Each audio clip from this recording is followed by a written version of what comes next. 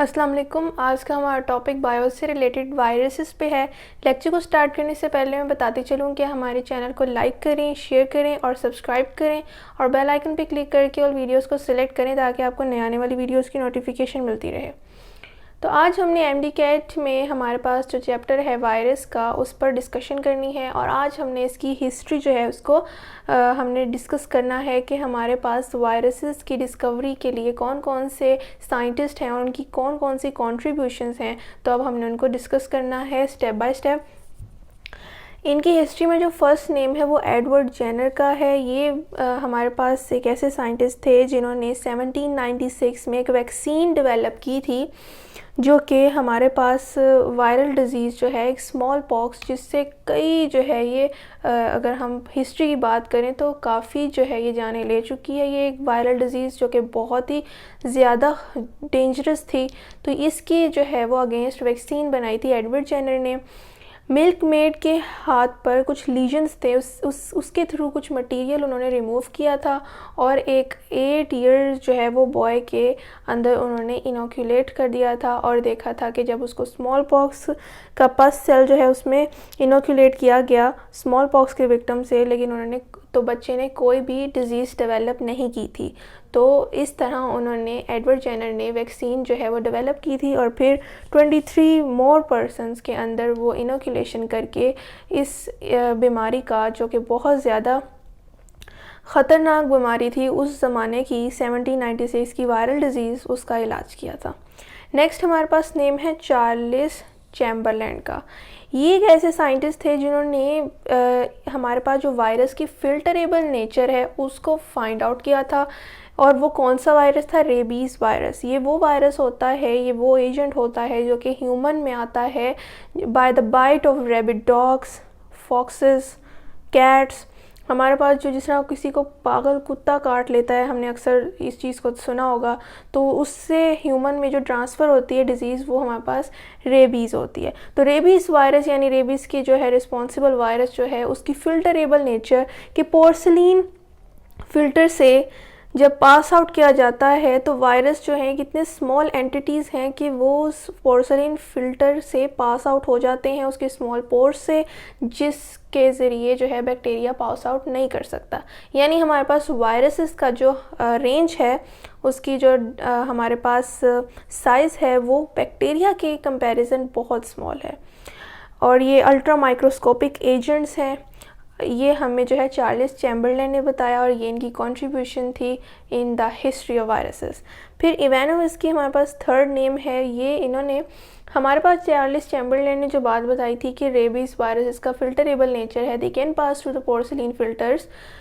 इस पर tobacco mosaic virus की फ़िल्टरेबल नेचर पर उन्होंने एक एक्सपेरिमेंट परफॉर्म किया था कि सबसे पहले उन्होंने एक टबैको मोज़ेक वायरस जो है ये उन्होंने लिया था एक इन्फेक्टेड ट्री से जो कि टबैको का था और उस फिल्टरेट को जो कि बैक्टीरिया फ्री था उसको एक हेल्दी टबैको के जो है प्लांट पर को इन्फेक्ट कर दिया उस फिल्टरेट से।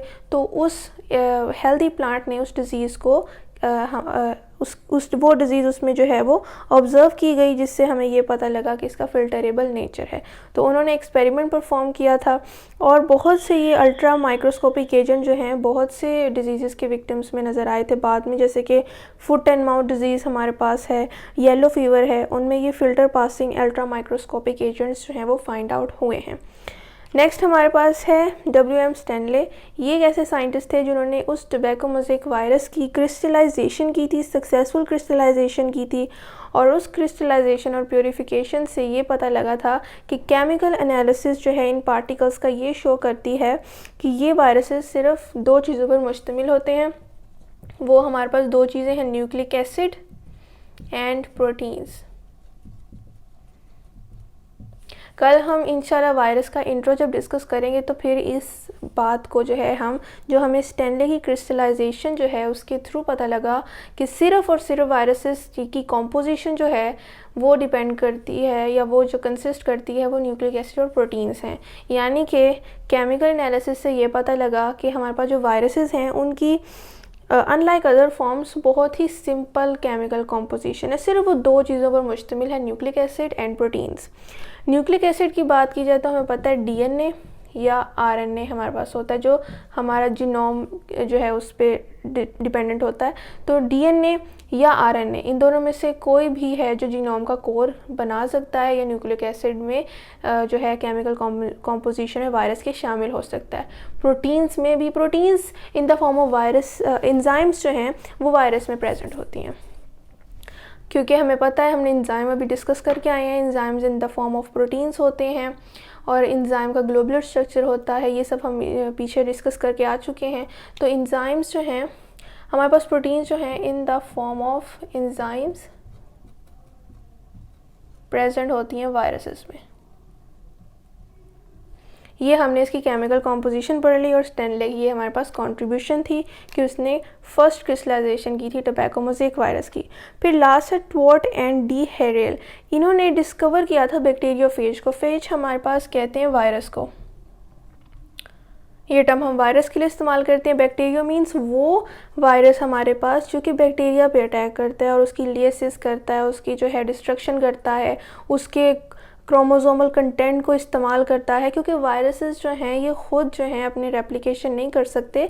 दे are dependent on the host cell and they use the machinery, metabolic machinery of the host cell, यानी कि ये रेप्लिकेशन जो है यही प्रोसेस सिर्फ करते हैं, माइटोसिस, मियोसिस जो कि एनिमल्स और प्लांट्स ये सारे शो करते हैं, वायरसेस नहीं करते। इनका सिर्फ एक प्रोसेस है रेप्लिकेशन, जिसके थ्रू ये अपनी कॉपीज़ बनाते हैं और होस्ट सेल को इस तरह नुकसान भी पहुंचा देते हैं, उनका हार्मफुल इम्पैक्ट होता है, क्योंकि जब ये रेप्लिकेट करते हैं तो ये अपने होस्ट सेल जिसके अंदर जिसकी मेटाबॉलिक मशीनरी यूज़ करके ये अपनी कॉपीज़ बनाते हैं, रेप्लिकेट होते हैं, तो ये होस्ट सेल की लिएसिस कर देते हैं, उसकी ब्रेक डाउन कर देते हैं, जिसकी वजह से नंबर ऑफ़ होस्ट सेल्स जो है वो डाई होते हैं और हमारे पास जो है वो वायरस डिजीज़ कॉज करते हैं किसी भी पर्टिकुलर होस्ट में।